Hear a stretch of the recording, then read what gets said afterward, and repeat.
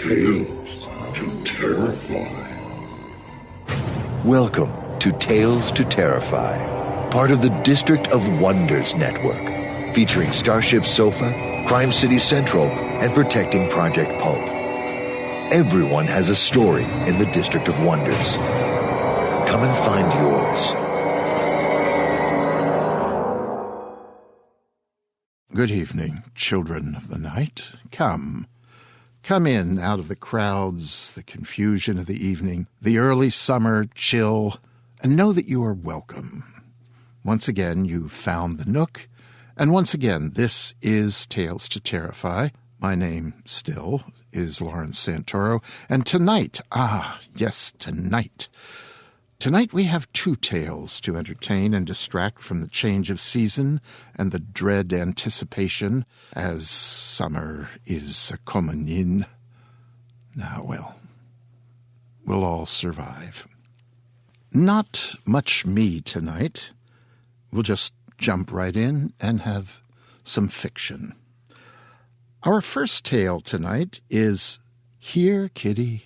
It's by Edward Ahern. And we are lucky to have Here, Kitty here tonight. Fact is, we're lucky to have Edward Ahern at all. I'll mention why later. Edward Ahern avers that he returned to writing after having spent, most of a life doing other things. A familiar tale is that. He has his original wife, their 2 children, 5 grandchildren. He says he's matriculated through almost all his earlier sins and vices and has had what he describes as a pleasantly haphazard life. He's lived and worked in Germany, Finland, Japan, and England, has been to as many as 70 countries on business. He speaks German, French, and what he calls very bad Japanese.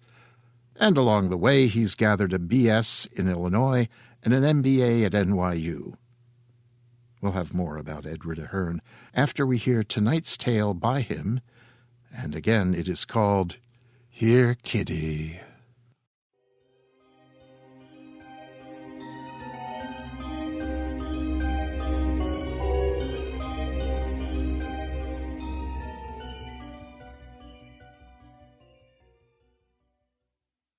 You've changed, Engstrom. How so, Mr. Fielding? Something about your attitude. Oh, you still do the work, but you are agitating people in the office. You've been a great team player, shy even, and now I'm told you prowl around the office being confrontational with the men and hitting on the women. We can't have it, Engstrom. Do you still want to work here? Of course, Mr. Fielding, of course I do. But I knew my back was arched, and my tone was flat. Fielding was a pudgy old man, slow to move and slow to think. My urge was to jump over the desk and rake his face with my nails. And there's your problem with our filing system. For the last month or so you've been misfiling the red and pink folders. Sir, I've explained that I seem to be developing some kind of colour blindness, but I can still see blue and green, and I've worked out a system for the other colours. Think this out, Engstrom. Make sure you want to be working here. Fielding made no motion toward shaking hands. I know this will work out, Mr. Fielding. But I wasn't so sure. Other things were changing as well. My nails, for instance, were forming hardened ridges and growing into points. I could almost scrape aluminum off a storm door.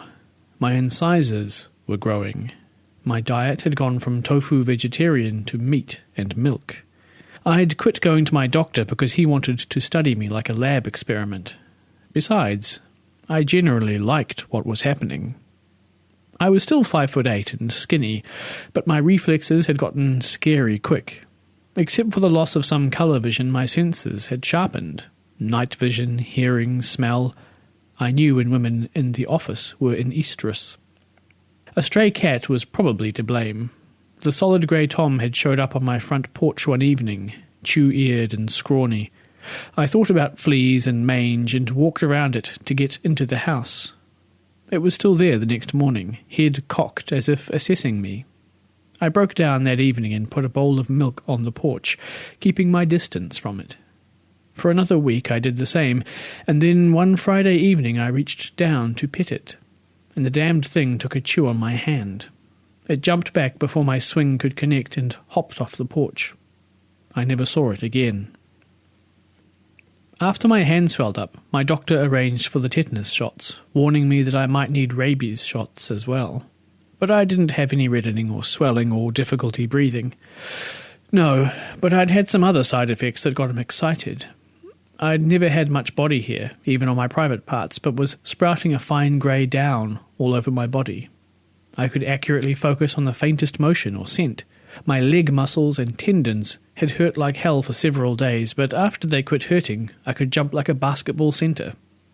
It was hard to stay awake at work, but I began stalking through the neighbourhood from late night until early morning. Only the dogs would notice me, howling as the wind blew my scent toward them. I gave in to the urge to urinate at several spots during my walk, leaving a scent territory I recognised the next time out. Being spindly, I had always avoided fights and gave women a bad first impression. But that changed. I began napping in the evening and dropping into bars late at night. The half-drunk men were easy pickings.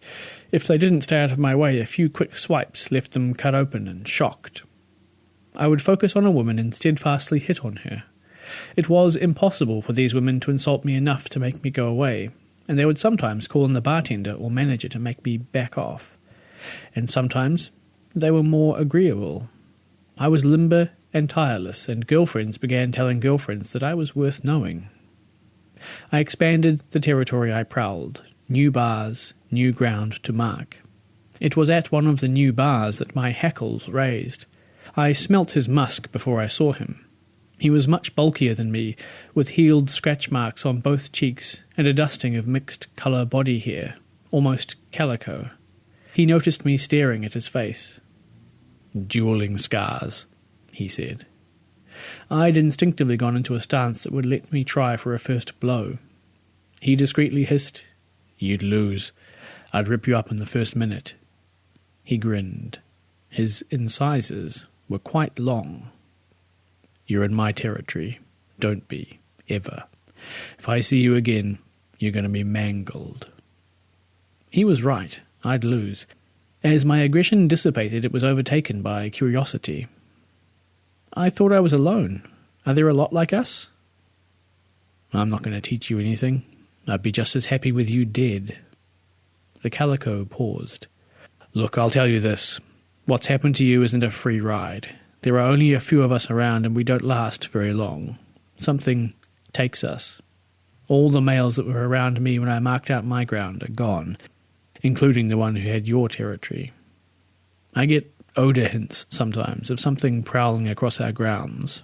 Not a cat smell, something else. And the smell makes me afraid. I think if I meet it and stand my ground, I die. Now, get the hell out of my bar." And I did as he said, without another word. His pungent markings told me my boundaries, and I never saw him again. My restraint at work was sufficient to keep me employed. I napped during my lunch hour and evenings and prowled until early morning. The few friends I'd had dropped away and weren't replaced. The women were with me for a night. We parted the next morning without friendship or affection. My tongue developed knobbly bits of what the doctor said was keratin. I began licking myself, reaching places I thought anatomically impossible to touch. Once at work I spread up a hairball that I was able to grab and hide before anyone else noticed more than the cough. I basked in my life. The solitary walks and darkness, the relationless sex, the apartness I'd created.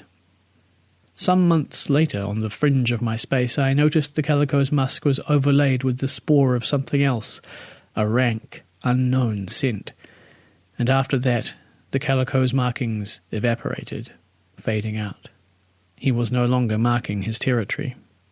I ventured back into the bar where I had met him, but the bartender and regulars hadn't seen him in 2 months. I expanded my territory, taking much of what had been his.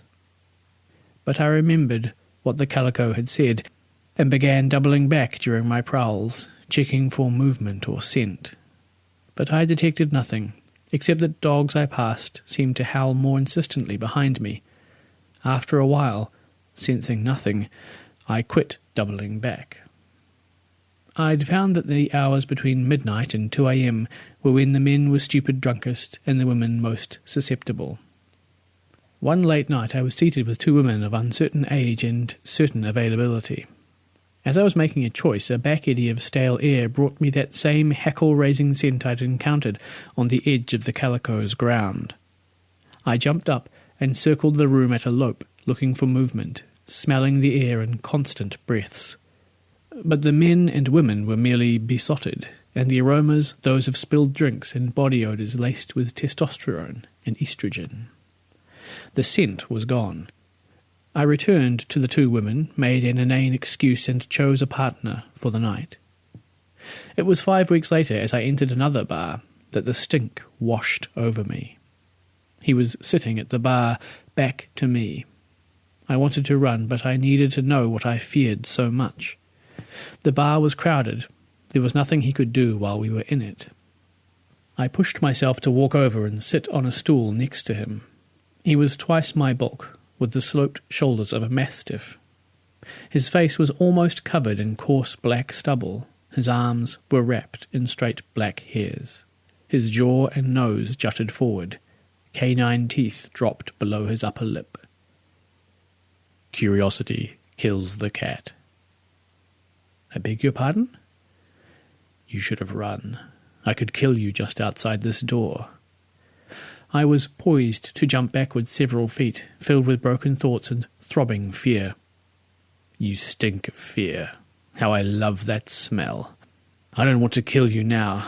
There would be no chase. When I finish talking, run away, hide, move to another city. But you're mine now. This is what will happen. When I corner you, you'll try those cute catty moves to defend yourself. I will break your back with my hands and teeth, and while you are still alive, I'll disembowel you and rip out your intestines. But I won't eat you. That would give your life purpose. Now, run away, little grey-haired Angstrom. Hide. I ran, moving to a motel the next morning, then quitting my job and moving to another state. I stopped marking my territory and rarely went to the same bar twice. But the fear abided. The late-night hours are no longer mine by right. I crouch and scurry and circle back on myself, for I know without thought that he will find me. And how I cringe at the howling of the dogs.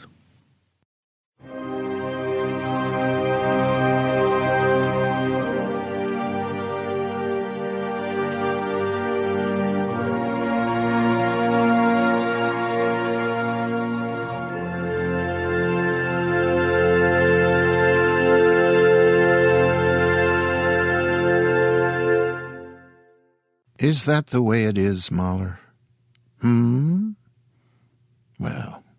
you're not really male anyway. Not anymore. Plus you have that black cat's built-in sweetness gene, right? Yeah. Well, thank you for that little confection, Edward. Yum. We left off the telling of Edward Ahern's tale at the end of his university years. Post-university, he was for a time a naval officer specializing in diving and bomb disarming, which is why I dangled the earlier thought that we're lucky to have him. He's also been a reporter for the Providence, Rhode Island Journal, a foreign intelligence specialist, which information we may interpret as we like, and an international sales and marketing executive. He now spends his time fly fishing, shooting, and attending German, French, and Japanese language groups, and has, he says, circled back to his life's first ambition, writing, put away when people kept insisting he'd starve as a writer.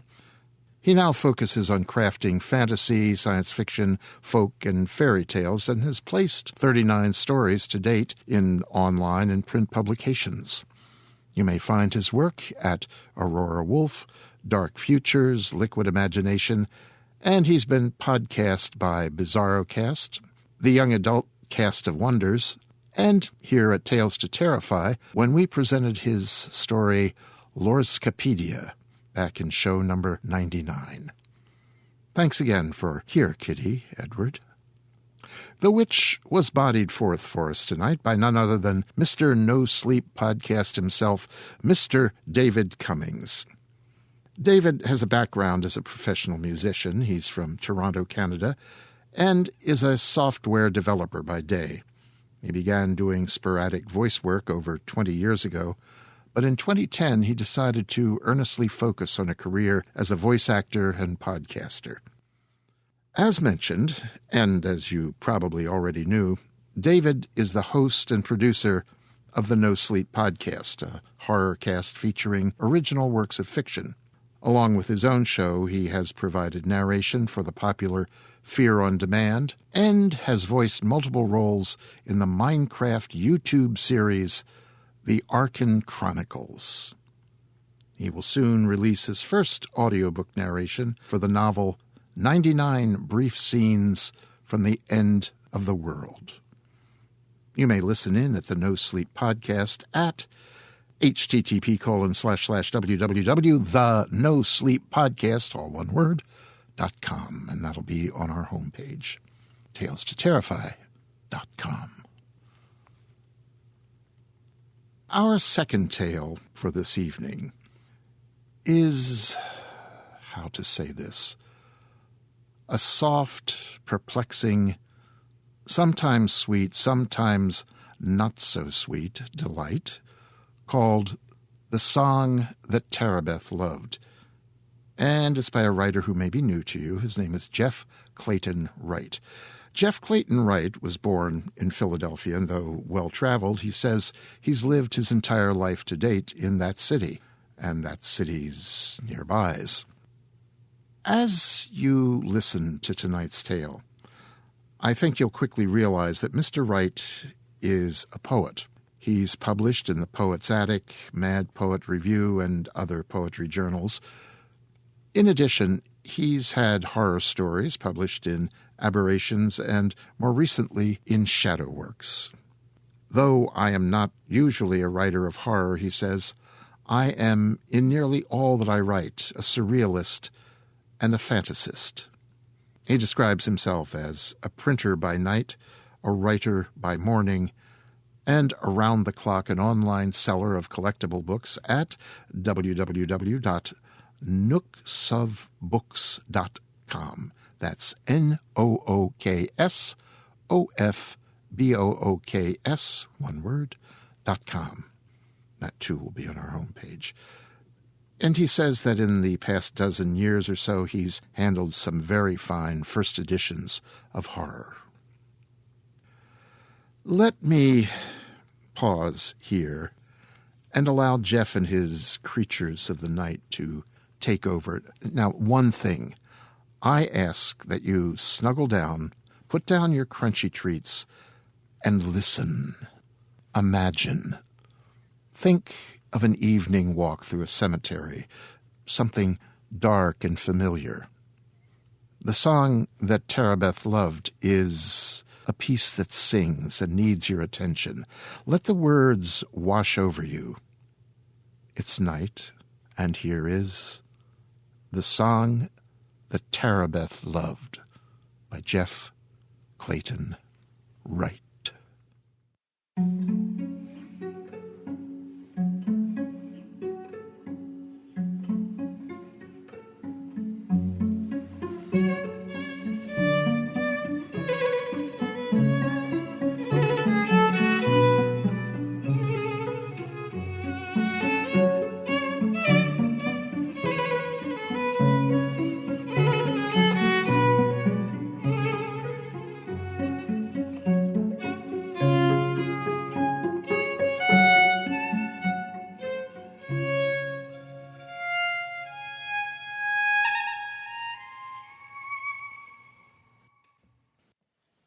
Let that iron gate declare what it will. No trespassing after 5 p.m. It can't even stop the law-breaking of winds. The reeling ones mock it. Look at it swat. So, whether you follow or whether you travel the long way around, it will, either way, squeal its alarm into night and profess to its own instabilities. The young man here, the whistler, does he heed the admonitions of a few crusty, rusty old stiff-jointed bars that must lean on each other for common support? Then neither should we. Sunlight still abides, and we are but ghosts to the paper-pale ghost that has also been conjured the whistler's way. What is that tune? I know it. And you? It's Mozart, of course. Piano Concerto 1 or the other. An early one, filled with the promise of youth. An early one, nimble with fatherly goadings. Once on a time, that song was a hit. It's here we begin. There's a story afoot. It comes over a hill barefoot, if playfully worded, to boot. Come, but be careful. Watch out for the brambles. Be mindful of pocks in the bug-peppered earth. Some are deeper deliriously, than just shoals of sidelong puddling shade. See now, see the girl, how she hurries, erratic in hoppings and twists? How she angles toward him desperately? You'd swear that his song were a savior's song. If only the young man, fleeced of his surrounding sights, red-hooded beneath his obliviousness, were to come to the realization that his hopeful and happy teeth-tootings at heaven has gained him a phantom fandom of one, I'm sure he'd desist immediately. The spell would be broken. At first, ankles sank into spongy graves, at first getting snagged onto stone crucifixions, though wakened, imploring with prayer-cupping palms, she'd stalk him no more. She'd return to her work-a-night doings in dirt. Nor would she harrow him later in life. Harrow and stalk. Maybe these words evoke images of graveside aggressions that aren't entirely merited.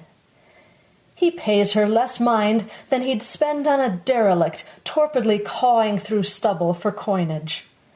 He barely senses her circling of him. Nor can you say she molests him as now, when, fully arisen, she playfully tugs at the sleeve of his coat.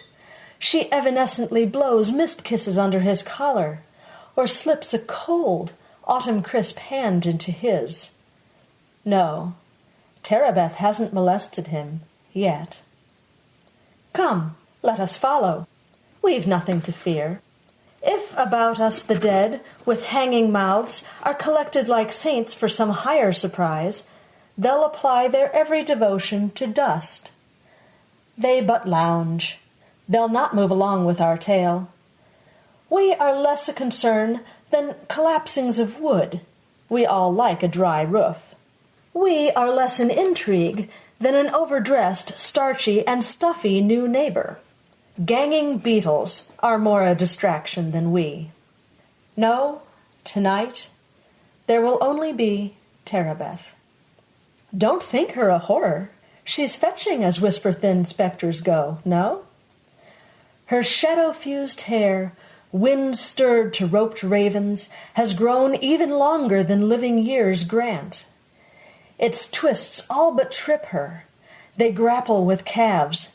They'd keep her, as trees are arrested, in rings. It lends pallor a shock of some bruise-black decorum, where clothes have long quit her for mouldering. Nor think that she's free with her airy affections. Tarabeth, she was never that way. She'd never the time or occasion to tease. It was rape, that time, long ago. It was rape. Papa must have believed her. He knew it was rape. Not once had Tarabeth stalked a young man. There's that word again, stalk. Never before, you can be sure, had she kissed one, caressed one, or danced for one.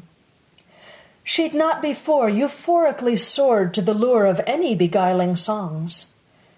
She's been far too intent on her agonies. Never before have leaves, long clenched at the prospects of winter, trailed in her wake, clacking after her. And if, while she starts to accost the young man, those clouds seem kite-strung above her spirit, counterclockwise whirling with her, well, they'd kept to their own jurisdictions before. Self-involved as gleefully whistling boys, they'd not before taken to Tarabeth. This thing, it is new. Like her rapture, it's new. And everything will end sweetly? Of course. Don't trouble yourself with such trifles as that. You've a warm place to go, and I'll point you there. Please. And Tarabeth? She's ecstatic now. See her? Just look at her twirl with her leaflings in tow. After so long a torment, look at her go. Now what could appear any sweeter than that? Squirrels sit no headstones in rising winds, nor do groundhogs peruse the odd passer-by. What fox shows concern for the bipedal race who've proven their contract with hounds in the past? In hours like this, curiosities reign, and deer, ducking low, seek out urban asylum in strangely aligned outcroppings of rock. Near the city, they fear not a bullet, these deer, and barely a white tail fretfully wags. Illiterate deer, not a one can decipher the names over souls that they've loitered upon. They but chew the present into the past, and, doe-eyed, examine the two creatures passing. One who gets battered about by the winds, the other who joyfully whittles the winds into mesmerizing knifings of noise. An antler taps granite like knuckling on low, and you sense it, how curiosities reign. Fuming funnels above, leaves spinning about him all but ritualistically. And he notices not. There's a song in his billowing hood, in his head. The maestro has told him of fame today. Further mastery of the piano keys awaits him at home, at the fireside. It's his greatest joy, that instrument. Success will be spoon-fed. Life will be grand. And, speaking of spoons, and their cousins in forkdom and cutlery land, Mom will have supper no more than an hour's contrapuntal counter-choppings away from where it belongs, in his belly, and home will smell perfectly, blissfully, lovingly, absolutely, ovenly. Of a sudden, the prodigy stops in his tracks. He blows his nose. Like a siren, the noise rudely interrupts song. Tarabeth's spirit, too, is suspended, left leaning and skewed by the rakings of wind. Where hope, so happily sounding, had roused her, now, with this hole in the sound of all hope, she recalls the long restlessness of decay. She remembers repulsion. Her mouth, a black halo cut back from her head, thrusts odious silences into the sky. Where is that tune that had ended her pains? Where is that absolution, that grace?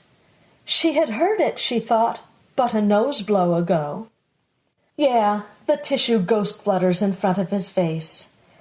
Its puppetry, tremulous, flimsy, and pale, makes Tarabeth feel like a laughing-stock. In fact, that's the word that Tarabeth uses. So, am I to be a laughing-stock now? A laughing-stock still? She recalls that he's there, this person standing behind the goo-wiped finger puppet, and leaning in while the breezes bait her, lulling, it would seem, for her. She blinks at this face, at this hood-haloed face, at those cheeks ruddy red with full living and health. She's aghast. She's aghast to find youth in adjacence. Mementos, wistful mementos, she sees in the sparsely, if prickly-pimply chin. Slowly down-settling, though batedly buoyant, her toenails scrawl divinations in mud. These are omens that scarlings, the familiars of starlings, and robin dead-breasts by-flitting can read. Of course, the young man detects not a sign. He's busy knuckle-rubbing his nose. An apocalyptic snot-bubble bursts. Tarabeth flinches. Her cheeks of rice paper implode to rose petals. "You roused me for this?" she rasps at his face. "What are you? And why are you haunting me, boy?" Assisted by breezes, she flicks at his hood. He resettles it. "Oh?" And she flicks it again. "I want to discern what is hidden beneath. Are you animal, vegetable, criminal prey?" She thinks she'll pinch his heart, perhaps, or blow aneurysms like treats in his ear, but then he's so lucky. The thread of Mozart's hovering melody, clipped so curtly, tickles his brain. He whistles anew, and snatching her own theoretical threads, like milk spilling strained from contentment in mud, Tarabeth smiles, pathetically hoisting what lingers of linen away from the sod, as to keep it clean for posterity, now irretrievably past. She smiles as only her skull may have done for a century's tossings and turnings of earth. Her eyes, smoky pits where eclipses have gone on to stanch themselves, are lanced by rays of lateral gold. She can see the old sun.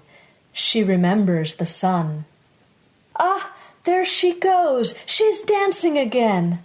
For this was the song that Tarabeth loved, this Mozart piece. It was, also, the tune that her papa adored, and the one that she tried to perform for him. And it isn't as though the young musical man has made whistling into a form of art.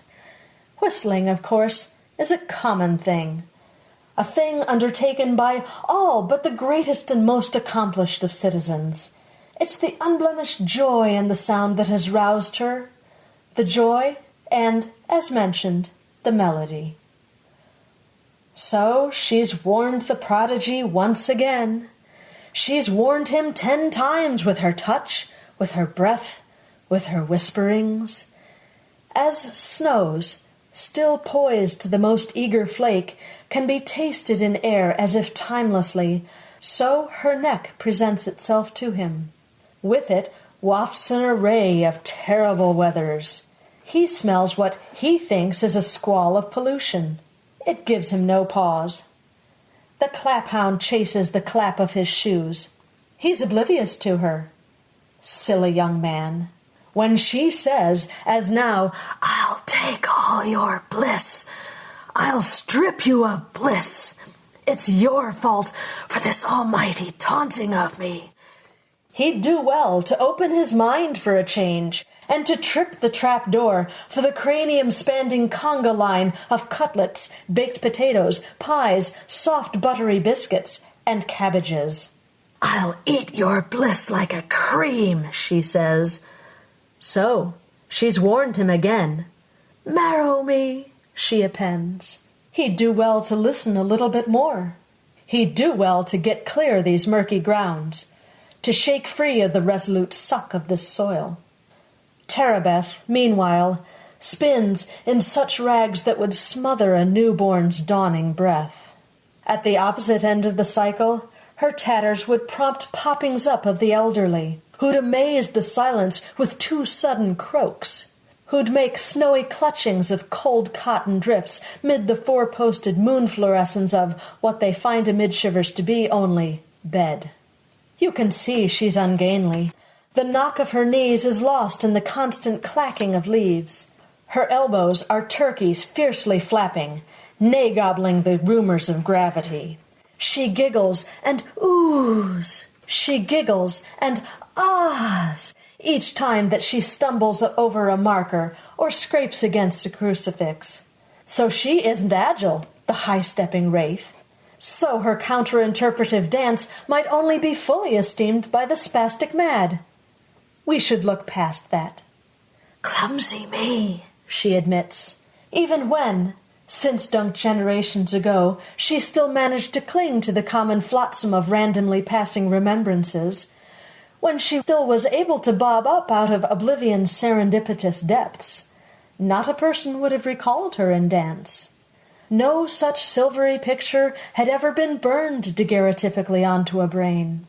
Only the image of Tarabeth, heart-rendingly rigid before her piano, studious Tarabeth, hammering keys, and, to the perceptive, a girl whose eyes grew ever more haunted the more that her fingers would fail in transcription. Not after the night that her father had struck her, the night she was tardy arriving at home from her purchase of trinkets in Germantown, could she muster the spirit again to attempt so demandingly joyous a melody. That, of course, was the night she was pulled from the path. She was barely a body's length into the trees. She could still toe the road, but till morning, perhaps, away from the nearest noise-making savior to travel the pike. That was the night that Jonathan Tingle, insistently gripping, said, "Pray, I'd not do you harm, Tarabeth, but suffer me briefly, I've something to show you."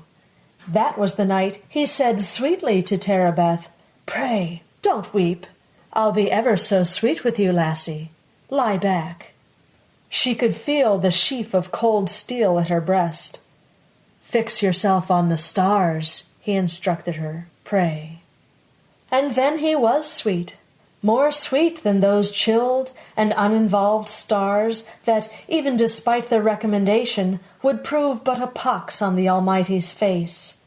More sweet than the trees. She'd not before noticed how livid they are, how they swing at existence and roil to their roots. Sweet, the young Tingle, to leave her a quilt, a many-hued quilt, a thick cloaking of leaves. He was even more sweet than the hog that had nudged her repeatedly into the night, and snorting the while would have tested that roadside attraction with nibblings if, briefly, her limbs, moon-illumed, would stop twitching. It would have become more emboldened as well if she'd only refrained from that manner of noise. The hog, a wild hog that knew nothing of mental displacement or Mozart, a beast that was wary of sounds we'd call humming, afforded her reason to finally rise. The leaves, they had been so attentive to her, but that hated creature just kept horning in. So, clutching a glorious rock in her hand, she would chase that skull-scraped pig like a primitive, fearing at first neither woods nor their night. She'd need Papa more than when Mother had died. She would tell him the truth. But what could she know about politics, or the prime importance of social position? She couldn't so much as comprehend the mysterious mapping of blood on her dress. It wasn't her monthly. She hadn't been stabbed. Am I dying? At first, she believed she was dying. At 17, sheltered year upon year, she had scarcely grown up to be more than a child.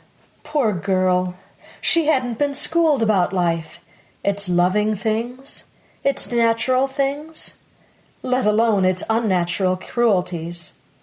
How might she have known that her father, abashed at the virginal blood, would consider the gabblings of family disgrace from Philadelphia's white-wigged gentry, themselves ironically far more anemic than girls who had lost their maidenhead?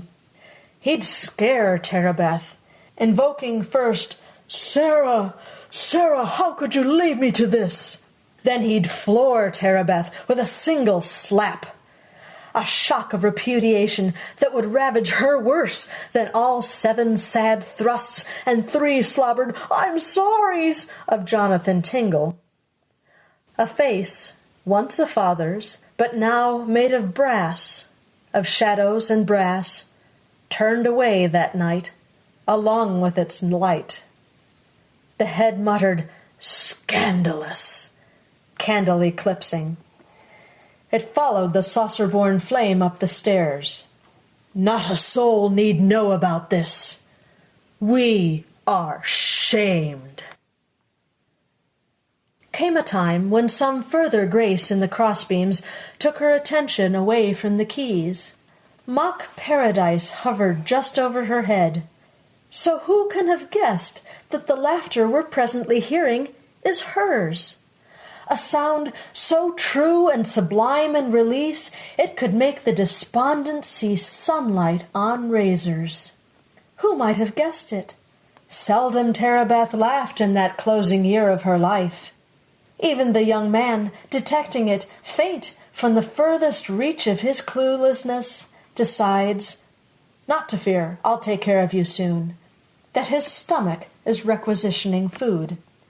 Good, and not soon enough for me. It's my least favorite part of Barren Hill. We're nearly beyond all these tedious stones, the stones queued up in engineered rows as if for some presumed entitlement. Perhaps there is a sale in soil, a giveaway in frost-appalled grass? Well, it must be a deal. There are line jumpers, too. You can see the upheavals they cause every day. Here's one, just getting the lay of the land. These are generations of supersization condemned to minimalism in death. At times, they are a comical lot. Laid low, and with such abdominals. Laid low, and no gray in Methuselah's head. Laid low, and with so much vacation accrued.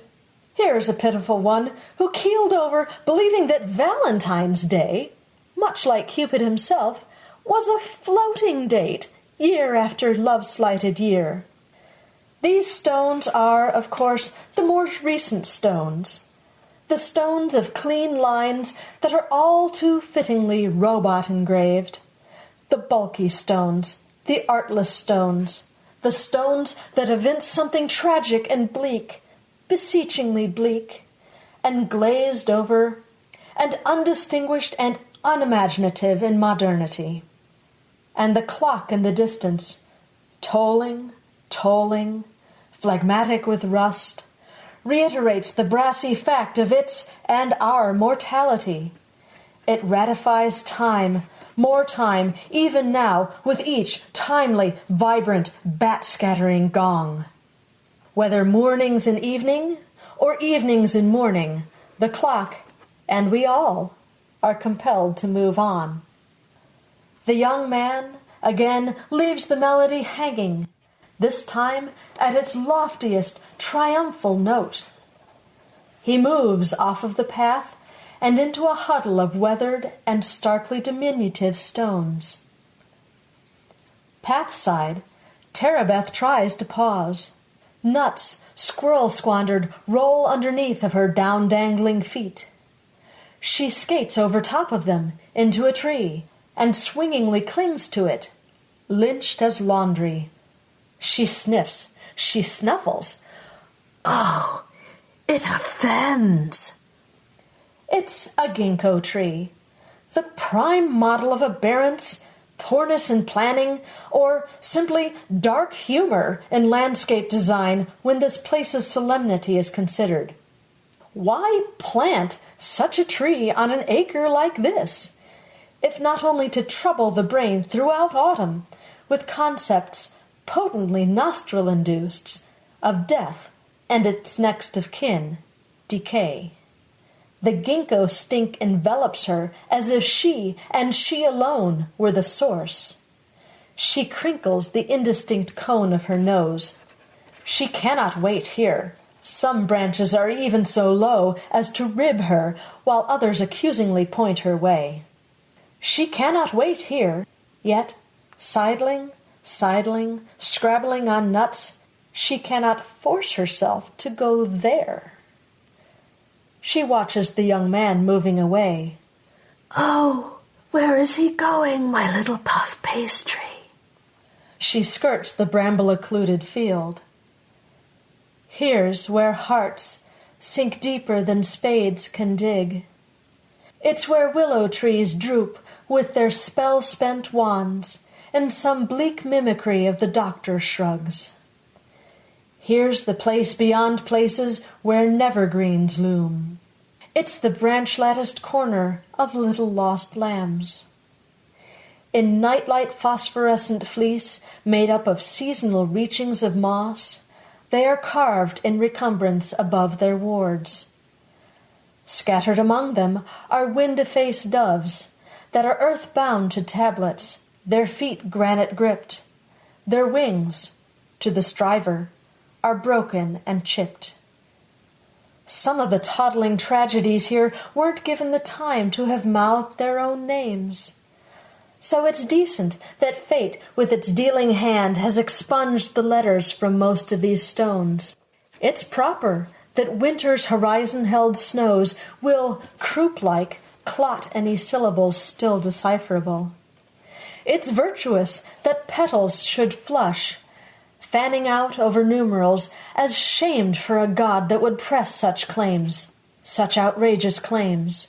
If not for those things, then fate itself would not simply be cruel, but would seem to delight in its cruelty. The seasons would prove but passing shams, and God would be irredeemable through the character witness of workmanship. If not for those things. If not for those things. But let us move on from all that. Such gasoline rancor belongs with the stricken, the sulphurous stricken. Such is their right, whomsoever presumeth to saith them wrong. Me? Well, I'm just the custodian here. Already I've labored here year after sluggishly pall-born year. I've seen many calamities finalized, or so such tidy wrap-ups are assumed, in parlors, in bars, and on pillows impressed with how widely unkempt a headful of bereavement is apt to become. It's my mission statement to find indifference, sacred indifference, indifference with worm-waggling shovel in hand. I think maybe hosannas will rain on me then, and I'll get that promotion. But back to the boy. Even happy, hungry, self-centered young men will silence themselves when surrounded by so many little ones. Stones. Nothing is more understandable. Even those who wander a wasteland of days, the material mad and the opium dopes, the rushers here and there, the greedy, the selfish, the petty, the tumored with hate, will dip their heads and say, if seemingly silently, "Hi." They will. Oh, they'll place their disgraces on hold. They'll save them for streets. I'd done so myself. What gnarled stump of a human being would not do as much, and be free to tread on without apt usurpations by botany? So does the hollowed-out tree pay penance by harboring creatures, some tiny, some nuzzling, the peculiar one hurriedly wrapped in rags, through the flailing months of the winter tide. And, but for all their damnable flailing, what passerby might suppose that these trees are but husks of failed humanity? Our Tarabeth might. So, too, she now recognizes the field and the reason behind her prohibitance there. With a thorn-torn peripheral view of the place, she remembers it well, and so suddenly. Now, what is that sound that is scarved behind winds? Listen. It rises. The shriek she releases. Even wind-swaddled, it slushes the blood. She wildly maneuvers. She yanks at the prickling stalks of her hair. Don't hold your heart so frightfully cheap that you'd make so dear a gift of it. No. Stand back and behold her. Don't be naive. My own heart would go out to Tarabeth too, if I had no concern for its being returned. There's no need to pull her out of the pulp, or to make her aware of our following her. Have you bliss that you might appease her with? or some ignis fatuous notion of peace? I certainly don't. Remember, I'm just the custodian here, and you're simply taking your shortcut home. The chubby young man, he will amply provide. Please, let him provide. And speaking of him, he hops through and beyond all those trifling and whimsically God-repealed. He steps out to a path, and he whistles away all that briefly intrusive solemnity. So, Tarabeth cups one hand to her ear. Is it joy? There is joy. Such a thing yet exists. Fibers of lint-squalling fabric she tamps on a milk-white and nippled immodesty, and, goose-pimpled, like feathers upruffled on frost, she thrums once more with the pulse of delight. She hastens toward him. She calls to him, "Boy!" She'll not again give him a chance to escape. He's heard her that time. He feels the intimation of fingers. He stops, mid-warble, and moans as if stabbed. Babies are born amid such moans. The ancient pass on same-soundingly. See, I told you it would end sweetly for her. The wind no longer keens. It is stilled. Gates have no breezes to try to arrest. And over the shoulders of 10,000 tablets, in farms and meadows and tag-along towns, through streets and wind tunnels collectively called Philadelphia, those who are in the least receptive, those who are stridently heathen unto the hymn of technological things, are suddenly finding joy in their musings. Many are smiling. Others, perhaps, are asking them why. Why? Because Tarabeth's whistling, of course, if few have a clue concerning the source. So atonement is valid. Eternal rest must be more than a myth. And whys are content with, "I'm happy, that's all's." She whistles so brightly that far afoam and further afield, 6 hours in the procession of us, it snows in Vienna, a pristine snow, a snow that sedates the obscene and many-throated threats that are spewed at it by industry. And Mozart, farting powdery ghosts of lime at regrettable mass-grave mates, chortles anew at conspiratorial musical notes that are crafted of nothing but childhood elation. Tarabeth, going up over the rise, strews notes leaf-like from transcendent release. Her silhouette, fading, subsides with the sound. It skips over the final rope rays of the sun. Now she's pretty again. Now she's pretty. And gone.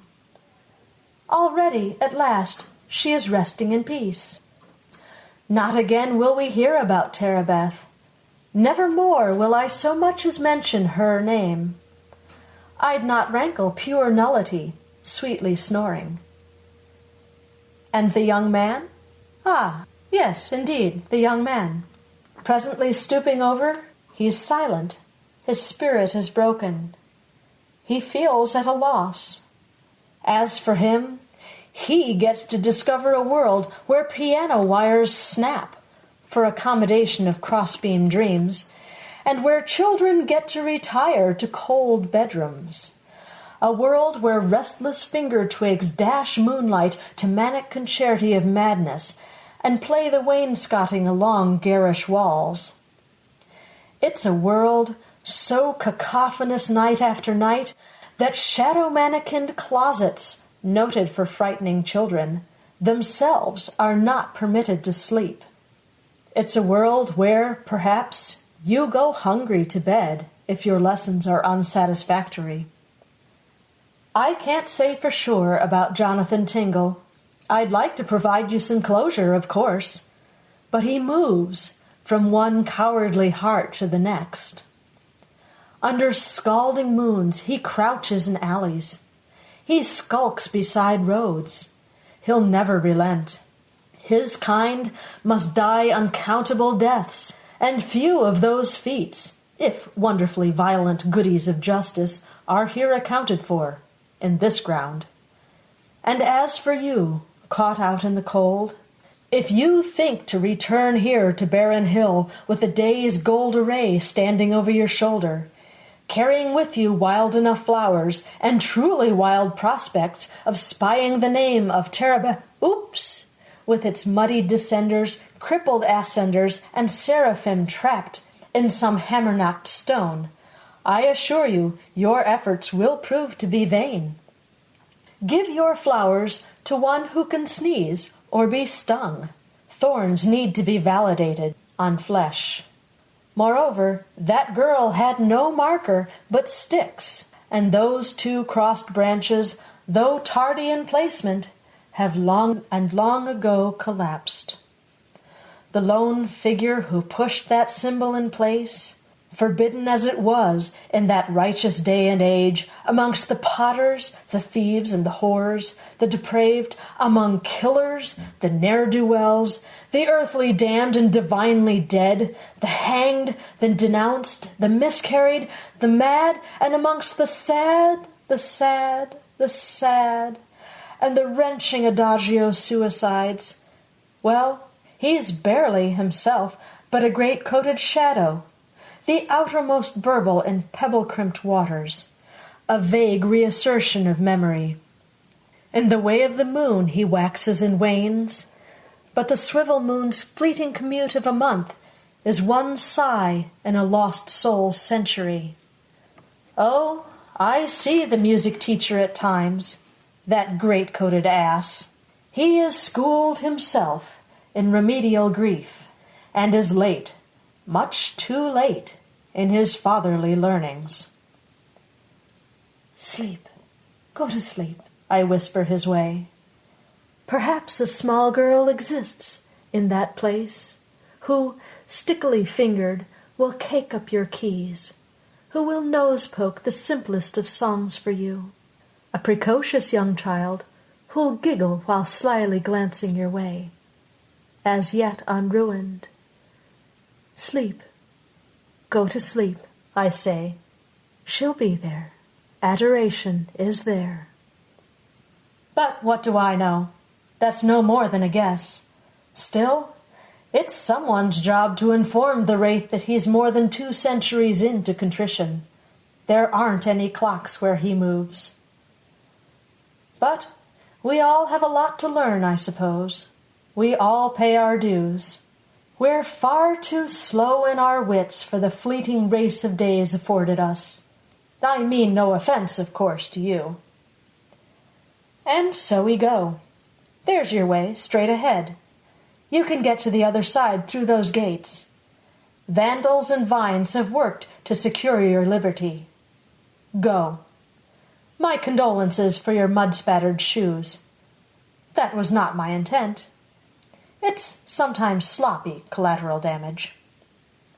Me? I'll be here, putting in time, seeking sacred dispassion, auditioning for the hosts on high by ignoring every atrocity. But for now, I've a furnace awaiting my feet and my sopping recyclable socks for tomorrow. And if your repast can top some hot tea and a bowl full of bobbing suspicions and broth, you should go to it then. Count it a blessing. And hope, let's hope, we don't meet again soon.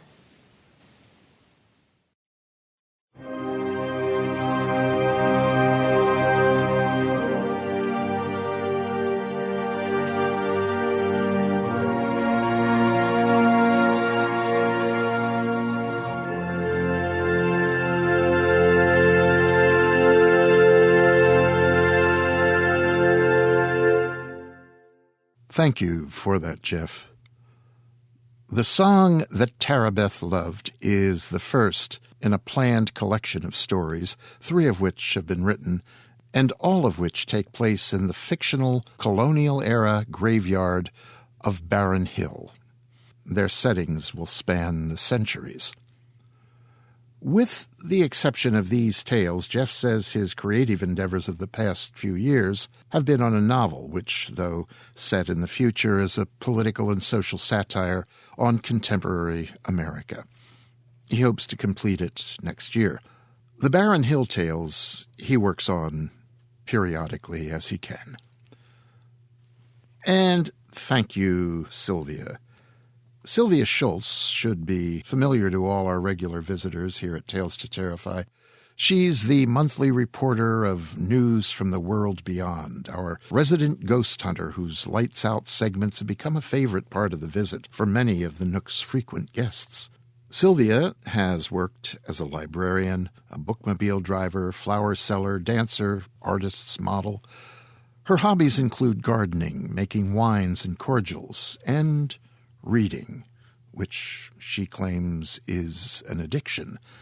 And this is not to mention that she is a writer of some note and distinction. Her books include the horror collection The Dark at the Heart of the Diamond and the comic romance Double Double Love and Trouble.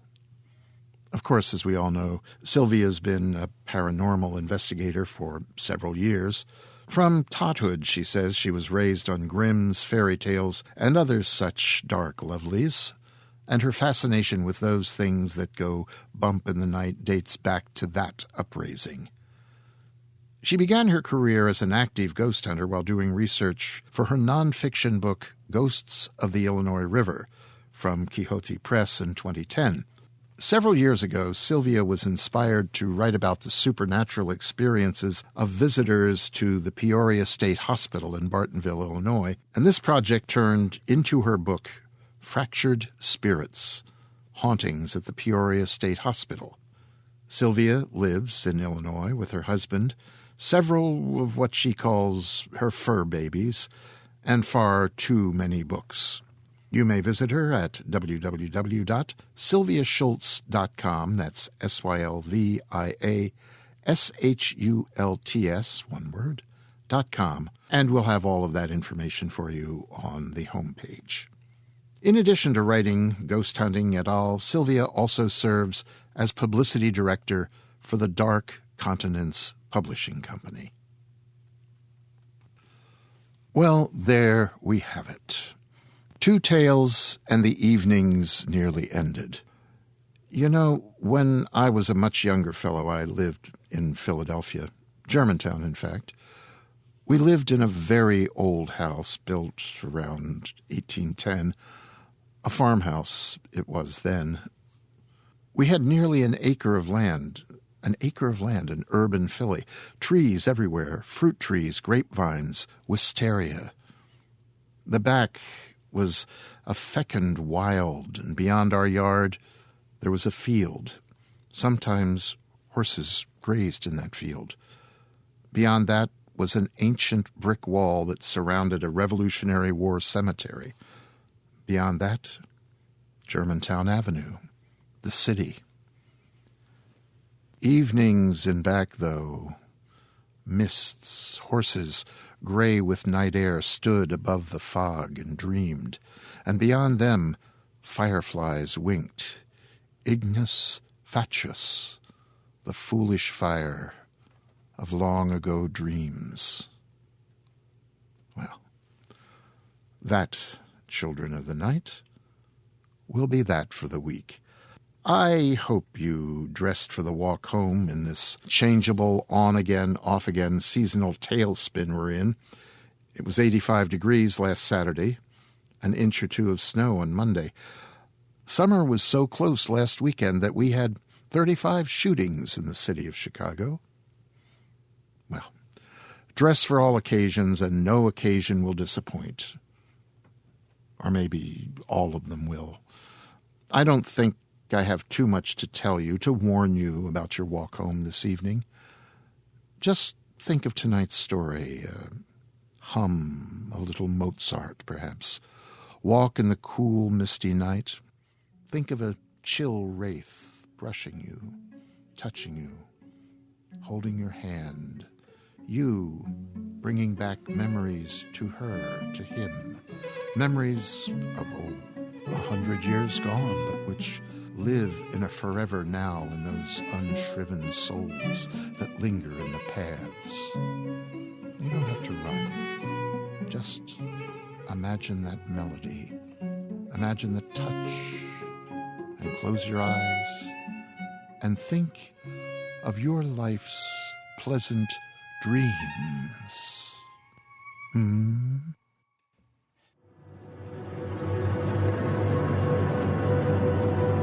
This presentation has been brought to you by the District of Wonders Network, dedicated to podcasting the finest genre fiction.